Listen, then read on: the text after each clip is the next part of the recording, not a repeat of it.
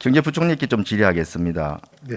이번 추경전 35억 중에 초과 세수가 31천 5천억 정도 되죠, 그죠? 네, 그렇습니다. 통상적으로 이게 초과 세수가 생기면은 연말까지 더 따게 세계 인역으로 이렇게 넘기는 거 아닙니까? 네, 통상적으로는 그렇습니다. 보통 그 세계 인역으로 넘기면은 국가재정법에 따라서 한 전체 세계 인여금의 30%는 채무 상환에 쓰도록 돼 있죠. 이번에 그렇게 하지 않고 이렇게 전체 다를 그 추경에 사용할 만큼 그런 뭐 긴박한 이유가 있습니까? 예, 의원님 지금 말씀하신 것처럼 코로나 위기가 1년 반 되면서 코로나 위기에 따른 그 피해를 지원할 시급성이 일단 첫째 있었고요. 두 번째는 그렇게 세계 인형 용도의 재원이 있는데 적자 부채를 낼 수는 없었고요. 두 번째는 초과 세수가 많이 걷어들였던 것은 지금같이 경기 회복에 있어서 우리 재정도 그렇게 튼튼합니까?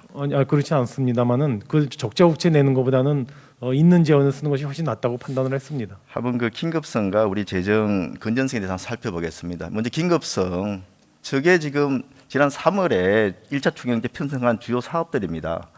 벌써 몇 달 지났습니까? 지금 4개월이 지난 거 아닙니까? 이게 뭐 5%가 아니고 지금 1%도 안 되는 사업들이 저렇게 많습니다. 지평이. 그때도 그렇게 긴박하다고 해서 추경 편성한 거 아니겠습니까? 우리 그 재정 건전성 한번 살펴보겠습니다. 국가 채무 현황, 뭐 누구보다 우리 총리께서 부총리께서 잘 아실 텐데요. 역대 정부하고 비교를 해봐도 이명박 정부 때 취임 초와 말과 한 2%, 2.8% 늘었습니다. 전체 채무 비율이.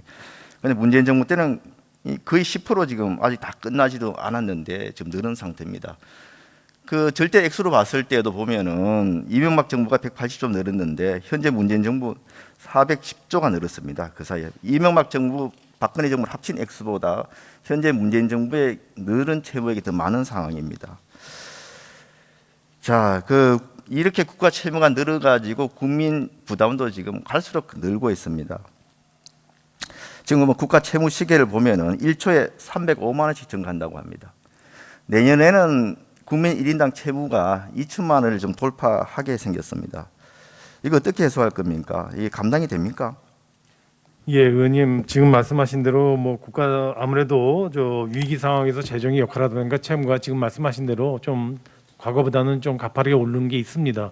그럼에도 불구하고 지금 아시다시피 코로나 위기 때문에 소상공인 자영업자들이 저렇게 힘들어하는데 그래서 재정이 나서서 지원되실 수밖에 없지 않겠습니까? 네, 저도 충분히 코로나의 그 어려운 상황을 이해합니다. 그러면은 추경에 이렇게 편성한 예산들이 빨리빨리 적게 쓰여지도록 그렇게 해야 될 거 아니겠습니까? 예, 지난 그리고 그 저것도 보십시오. 이게 지금 채무에 그 항상 보면 아직까지 GDP 대비 국가 채무 비율이 다른 나라에 비해서는 뭐 별로 높지 않다 이런 말씀을 하십니다만은 사실은 GDP 대비 비율도 중요하지만 그 증가 속도입니다. 저 보십시오. 그럼 IMF에서 분석한 재정 전망을 보면은 주요 선진국들 중에서 우리 채무 비율이 증가폭이 두 번째입니다. 에스토니아 다음으로. 이게 홍콩 같은 경우는 제로고 덴마크는 0.9%인데 우리는 21%나 되고 있습니다. 이런 것들이 심각한 거 아니겠습니까? 정부 지출도 한번 보십시오. 지금 과거 문재인 정부 이전에 6년간 100조 원 증가했는데 추경 포함해서 문재인 정부 4년간 170조 증가했습니다. 거의 2배 증가하고 있는 그런 추세입니다. 공공기관 부채 한번 보십시오. 그래도 지금 문재인 정부 출범하기 전까지 공공기관 부채가 미세하게 감소하기도 했습니다. 그런데 꾸준히 증가하더니 작년 같은 경우에는 무려 1년 사이에 17조 9천억 증가했습니다. 한전은 어떻습니까? 한전 지금 부채가 132조입니다. 그런데 지금 무리하게 좀 한전공대에 지금 설치하고 있는 거 아니겠습니까? 한전공대에만 지금 한전에서 1조 부담해야 됩니다. 향후에 얼마나 더 추가 부담이 될지 좀 알 수가 없는 상황입니다. 국민연금 건강보험은 괜찮습니까? 지금 갈수록 그 기금 고갈 연도가 지금 단축되고 있습니다. 2013년 국민연금 고갈이 지금 2060년으로 예측됐습니다만은 작년에는 지금 54년으로 6년이나 단축됐습니다. 건강보험 마찬가지입니다.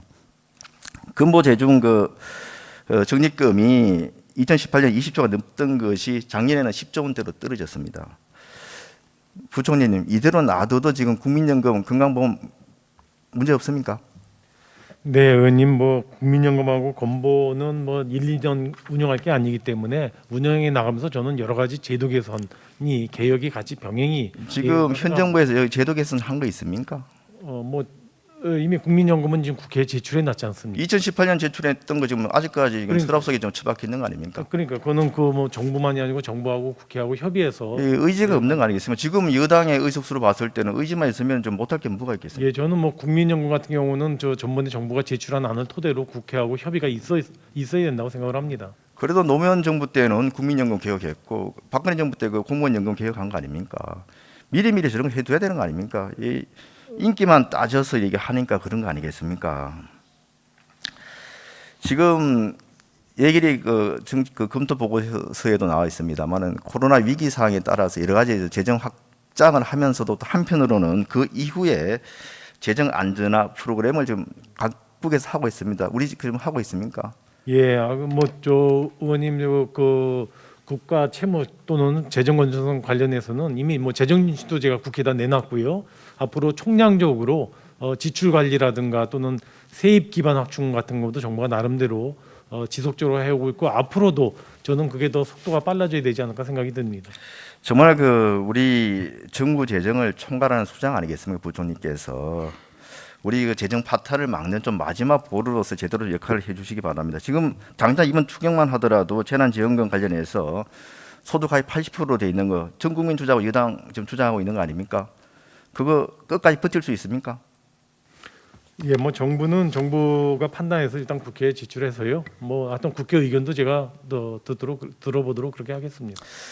지금 추경이 제출될 때하고 상황이 크게 달라졌죠. 앞서 다른 의원님들도 지금 지적을 하셨습니다만은 굉장히 확진자 수가 늘고 있습니다. 총리님 그 우리나라 지금 하루 검사자 PCR 검사자 수가 얼마인지 아십니까? 한 23, 4만까지 올라가고 있어요. 아니 하루 검사 인원이 지금 어제 4만 4천 명 했습니다. 뭘 잘못 하루 검사자 하루 검사자. 검사 숫자가 우리가 한 3, 4만 됩니다. 제가 받은 통계는 그 전에가 지금 4만 명, 5만 명 수준으로 알고 있습니다. 그래서 지금 확진율이 3.9%에 지금 나오고 있거든요. 한번 더 확인해 주십시오. 저거는 조금 그 확진율로 봤을 때는 지금 검사자 수를 늘릴수록 특히 이게 20대, 30대는 이게 무증상 환자가 많지 않습니까? 그렇습니다. 예. 그러니까 이 검사자를 늘리면 늘릴수록 지금 몇 명 나올지 모르는 그런 상황입니다. 굉장히 위기 상황입니다. 왜냐면 요거는 좀 속기록에 남으니까요. 예, 좀 확인 좀 해주시기 바랍니다. 질병청 차장님한테 정확하게 조금 확인해 주시면 감사하겠습니다. 그래서 제 말씀은 총리님과 부총리님께 전체적으로 이번 추경의 편성 방향을 기조를 바꿔야 되는 거 아니냐. 여기 좀 많은 부분이 소비 쿠폰 등 소비 진작 그 내용들이 많지 않습니까, 사업들이. 아유 아닙니다. 제가 보기에 의원님 저희가 33조 중에요.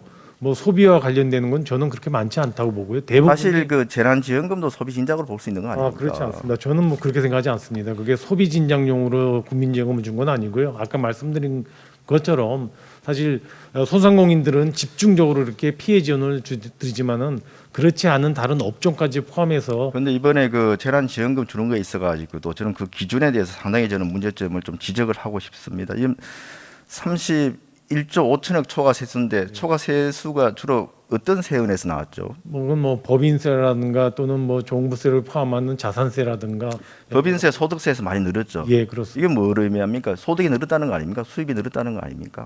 아무래도 그게 이제 작년 대비해 가지고 경기가 회복이 되다 보니까 그리고 자산 시장 같은 경우는 부동산이나 주식 시장이 아무래도 기대 이상으로 되면서 그러니까 지금 이 기대보다 코로나로 지금 중소 영세 상공인들 중에서는 정말 죽지 못해 거의 뭐 폐업을 앞두고 있는 그런 분들도 많은 반면에 상대적으로 수익이 높은 분들 또 많이 올린 분도 있다는 겁니다. 그런데 그런 거에 대한 고려 없이 일률적으로 다 준다는 것 자체가 문제가 있는 거 아닙니까? 소비 쿠폰 한번 보십시오. PPT 한번 보십시오. 작년에 소비 쿠폰을 풀 때마다 저렇게 확진자 수가 급증을 했습니다. 결국은 소비 쿠폰과 확진자 수는 이게 아주 밀접한 상관관계가 있다는 게 증명이 된 겁니다. 그런데 지금 저 때하고는 비교도 할 수 없을 정도로 지금 확진자 나오고 있는 거 아닙니까, 그죠? 여기에서 지금 여러 가지 지금 들어와 있는 그 소비 쿠폰 사업도 이런 것들 할 수가 있겠습니까? 예 소비 쿠폰 관련은 저희가 방역과 연계해서 사용하는 거는 뭐 의원님 지적이 맞고요. 저희도 그런 전제하에 사실 추경 연장을 편성을 했습니다. 다만 이제 최근에 방역 관련해서 확진자 수가 기대보다 더 많이 생각보다 더 많이 발생을 해서 아마도 저희가 생각했던 저는 것보다는 조금 더 지금은 길어질 것 그런 같은데요. 소비를 진작시키거나 돈을 나눠주는 그런 단계가 아니고 정말 그 팬데믹 사태까지도 저는 그 우려를 해야 되는 그런 상황 아니냐. 그래서 진짜 검진자 수를 최대한 늘려가지고 숨어있는 깜깜이 환자 잡아내고 이렇게 해서 확진자 수를 줄이는데 모든 역량을 집중해야 된다고 봅니다. 그런 측면에서 이번 추경 예산의 그 편성 방향도 완전히 상황이 바뀌었기 때문에 아니면은 그런 정책 가까운 얘기는 대폭 감축을 해야 된다고 생각합니다.